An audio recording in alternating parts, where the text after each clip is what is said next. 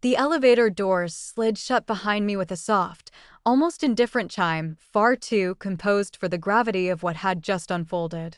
I stood gripping a cardboard box that held the remnants of 3 years of my life, an access badge, a laptop, and a framed photo I could barely recall placing on my desk. Only minutes earlier, I had been the lead strategist behind a $4.1 billion merger. And then, in an instant, I wasn't. All because of a skirt. "My name is Claire Whitmore," she had said, barely lifting her eyes from the employee handbook. "This garment violates company dress code by exactly 2.8 inches. Claire, CEO Richard Whitmore's daughter, freshly installed in her first day of authority, and apparently, I was her opening act." "I'm sorry, what?" I asked, genuinely certain this had to be some kind of misunderstanding. "You're terminated, effective immediately." Her voice carried no emotion whatsoever, as though she were approving a routine expense rather than dismantling years of work in a single sentence. Around the room, not one person said a word.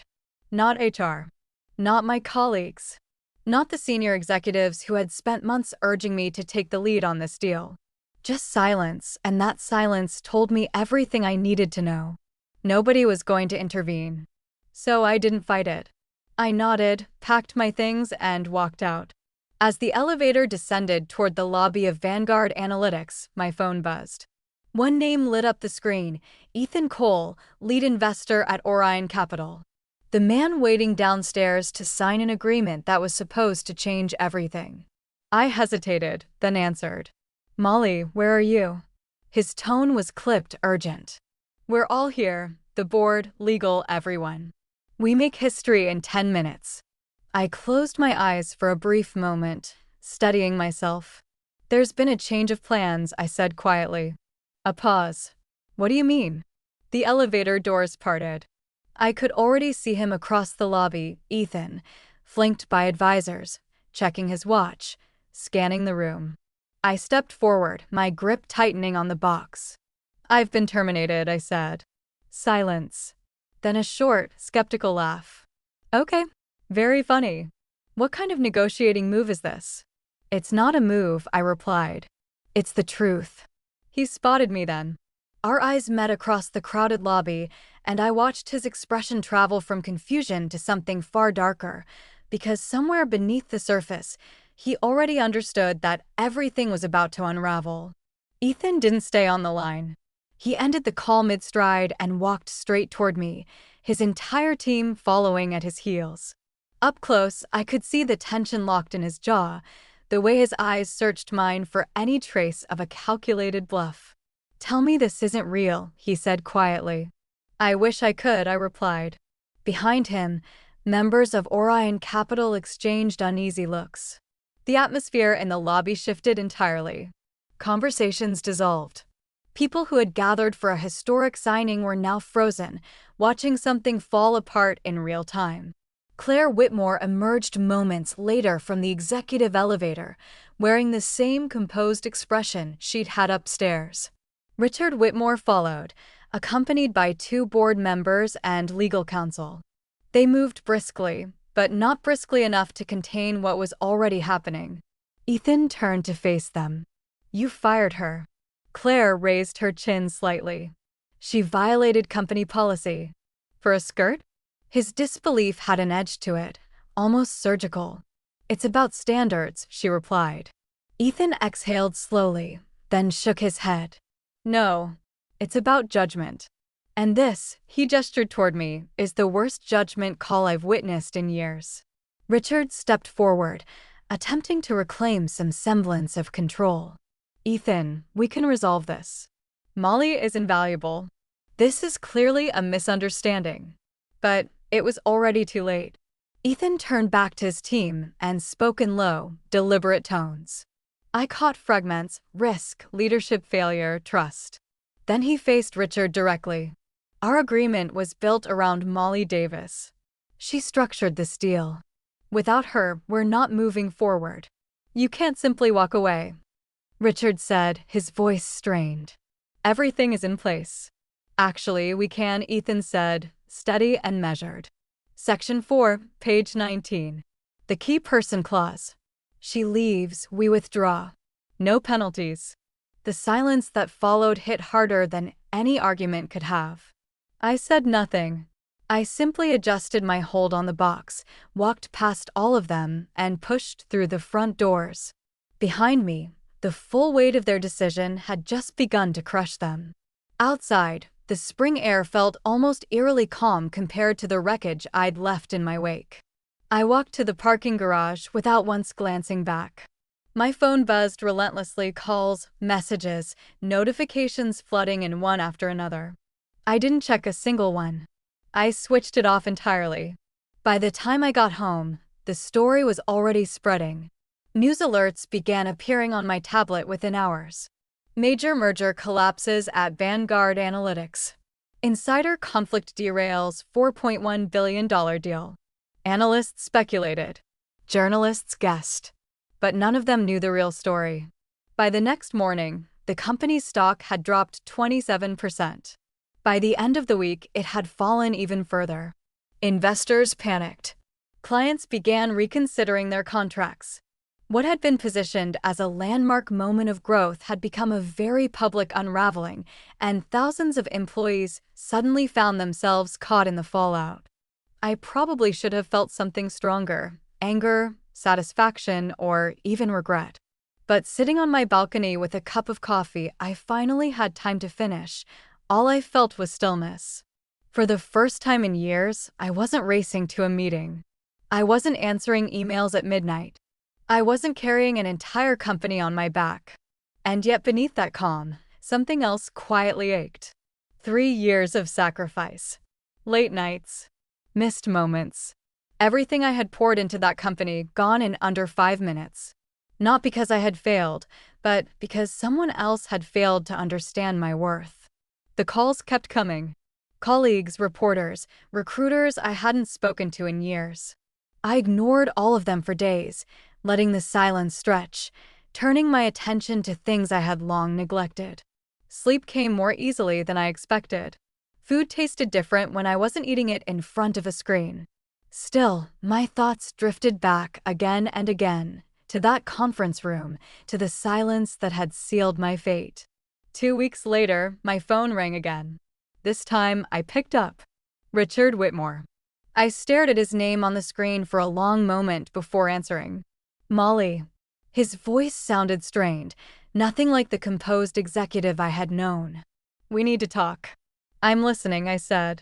The situation here is worse than we anticipated. He paused, seemingly weighing each word.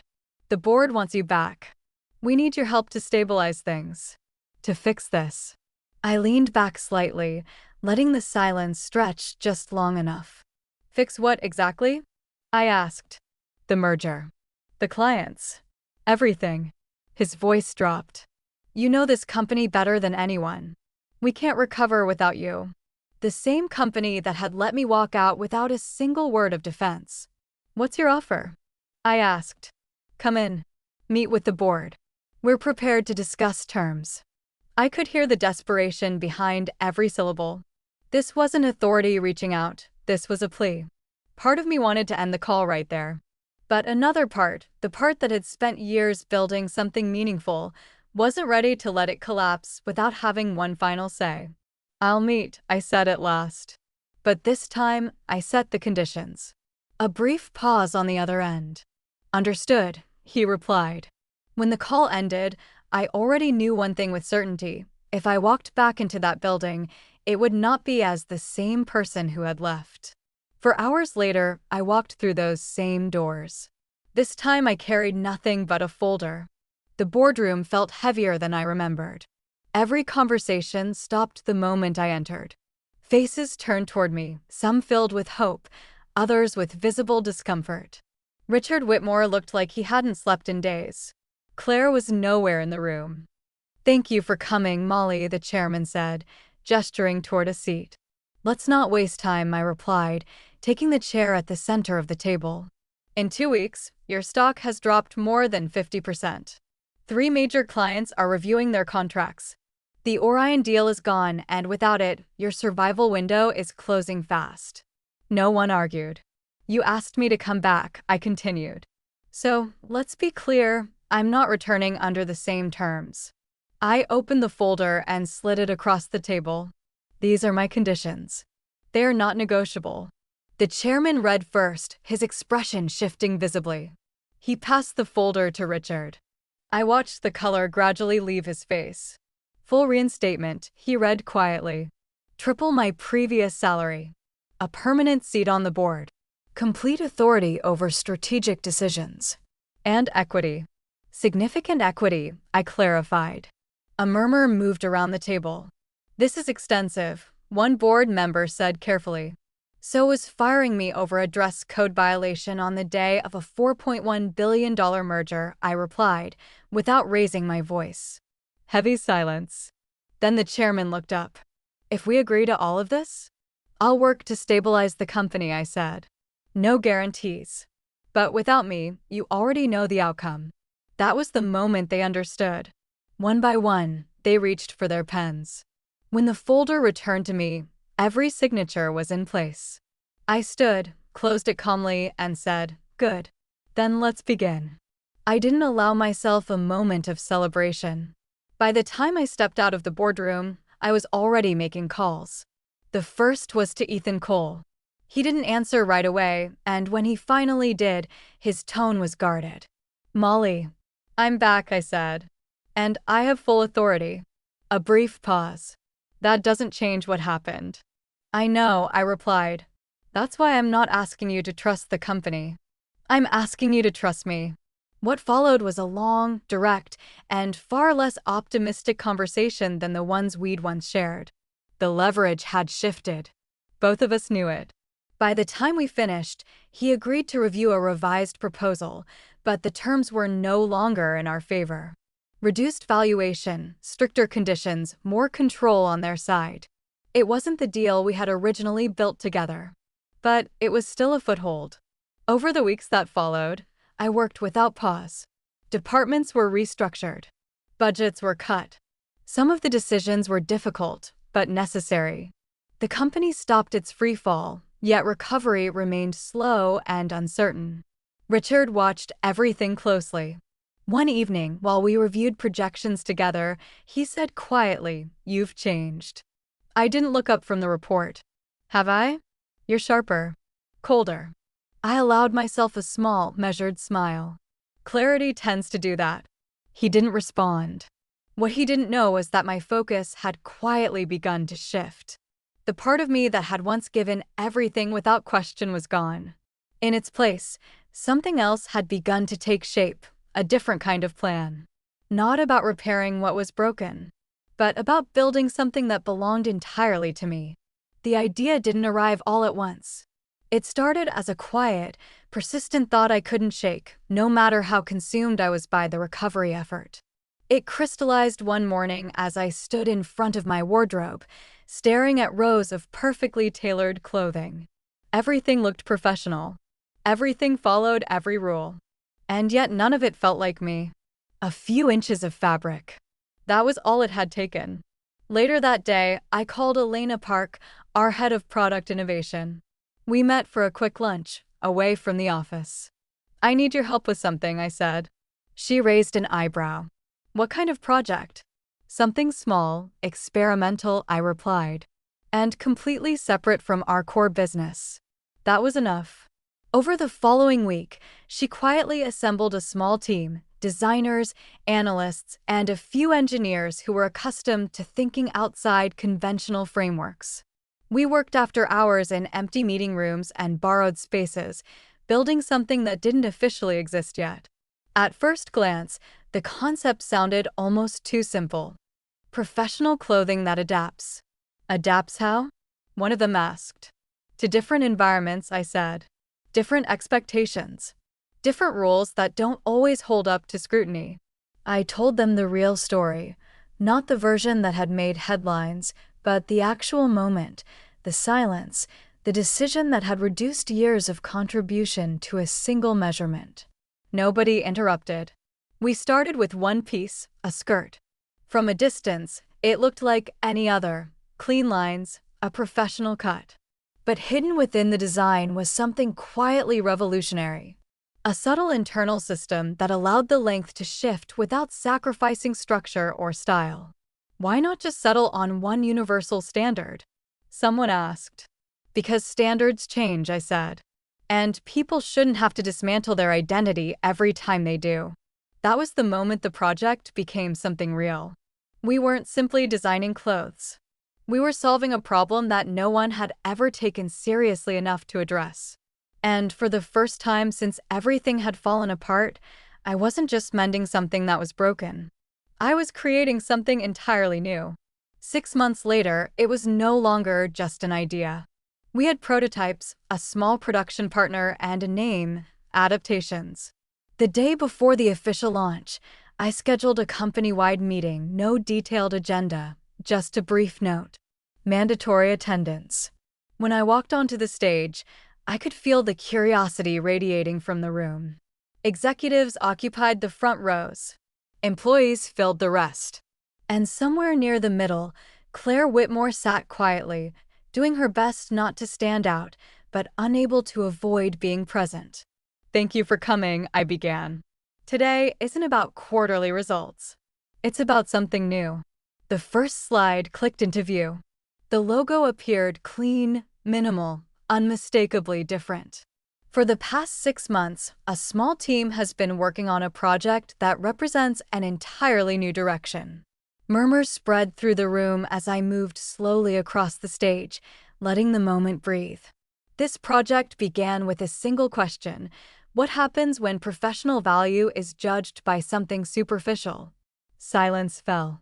I adjusted the hem of the skirt I was wearing. "This is one of our designs," I said. At first glance, it looks standard, but it isn't. With a quiet, deliberate movement, I demonstrated how the length could shift.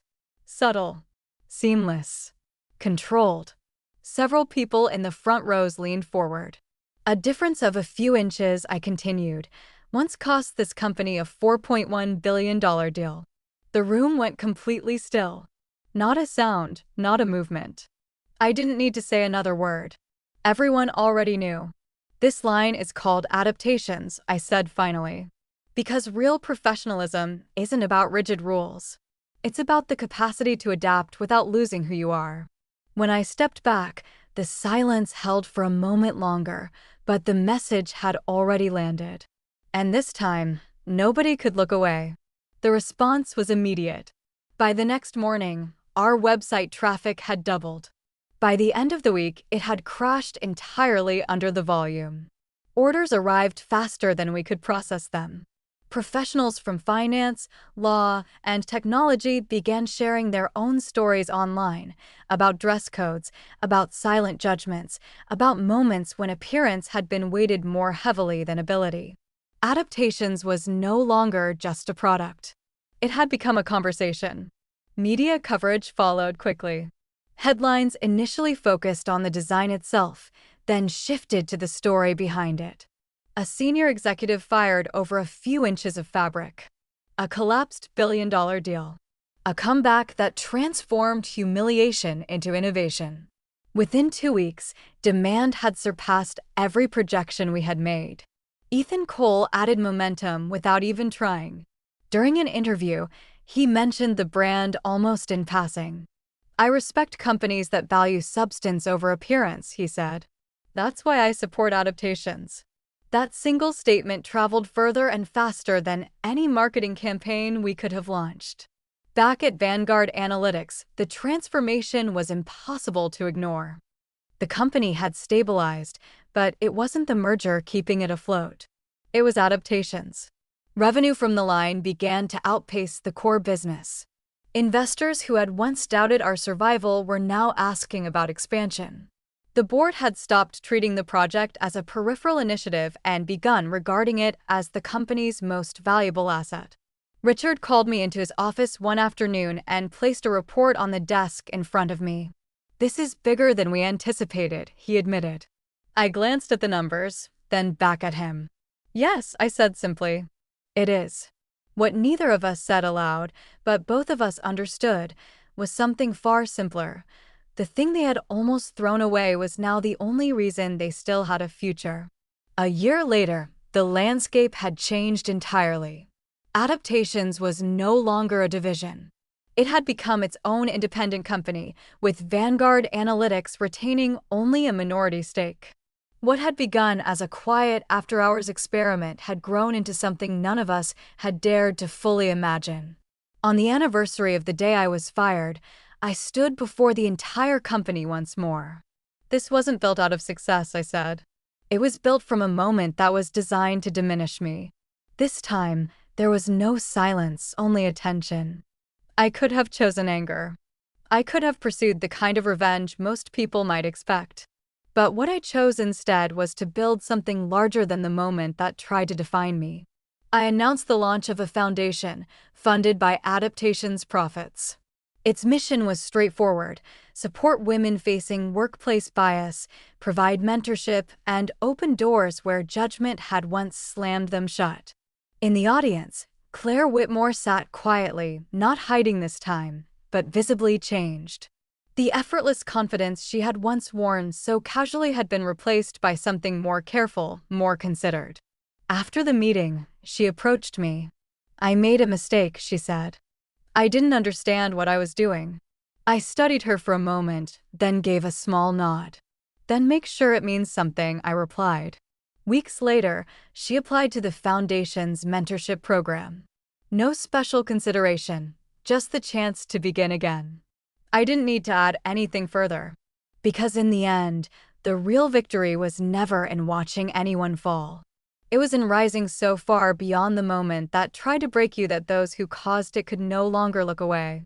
Through everything that unfolded, 5 lessons stayed with me. Never allow someone else's shallow judgment to define your actual worth. Silence from those around you can be just as damaging as the act itself. Choose carefully who you stand beside. Always protect your work and your value, because not everyone else will. Setbacks can become the foundation for something far greater if you choose to grow rather than break. And perhaps most importantly, the most powerful response is never revenge. It's transformation. Looking back, I came to understand that the moment I believed I had lost everything was actually the moment I finally began to see clearly. I stopped chasing external validation and started building something that was genuinely, entirely my own. That shift changed not just the direction of my career, but the way I understand myself and the world I move through every day.